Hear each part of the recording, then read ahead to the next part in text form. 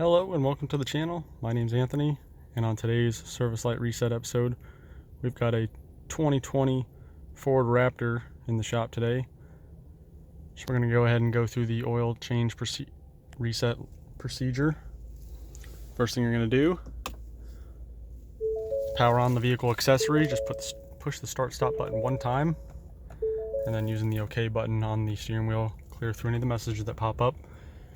And then you're going to have your main instrument cluster menu.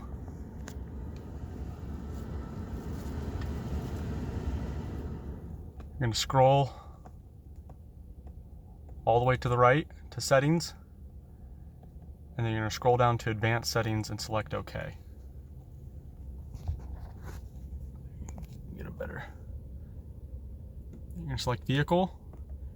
You're going to scroll through this menu until you get to oil life reset, hit OK, and then push and hold OK, and it'll say 100%, and that's it.